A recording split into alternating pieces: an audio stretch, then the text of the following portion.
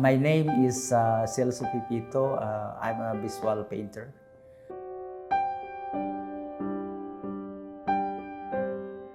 I used to follow the style of my mentor, who is Martino Abellana. Martino Abellana is into Impressionism, Realism. In 1994, I started to shift to Cubism, which I'm doing now.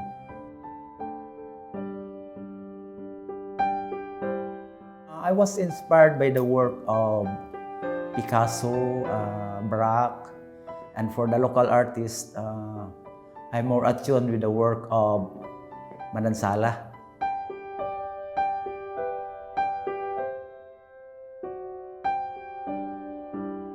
In terms of carving my own name in the Cubist style, I decided to use this kind of imagery that I'm using now. And it's composed of 3 planar divisions.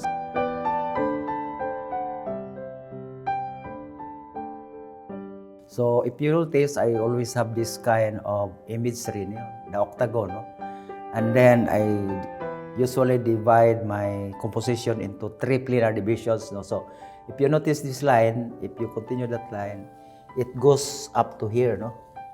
So that's the first plane. Then after that, this line here, padong dire. So ano ni siya, and then this one here, ano ni siya.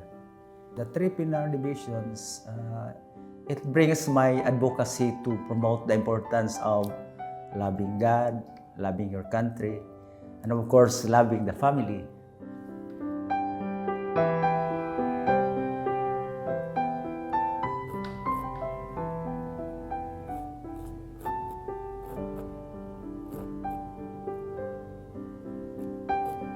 Na-realize ako nga, bitaw, ang Ginoo usahay mo, kung gamit man siya mga deficient thing to showcase His power.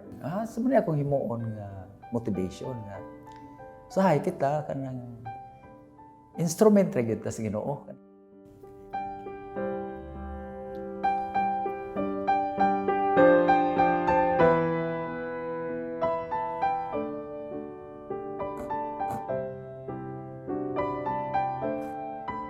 When I read about palm grass in social media, lahat sa sila, nindot sila kay nag-promote og kanang heritage ba, Cebuano heritage ba yun, Daghang kay mga hotel sa Cebu, pero hindi sila hotel nga nag-promote og being a Cebuano.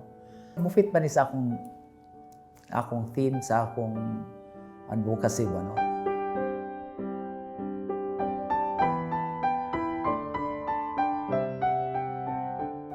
Ang akong nahibawan kay before manggod, ang idea nga ang Pilipino wa gyud before.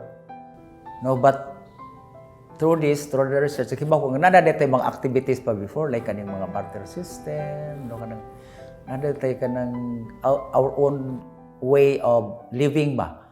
Kay ang gi-promote panggod sa history kato naman gong after sa Spanish time, Hopefully, kanang through this painting, maka-realize ang mga younger generations nga we should also go beyond what we usually see ba.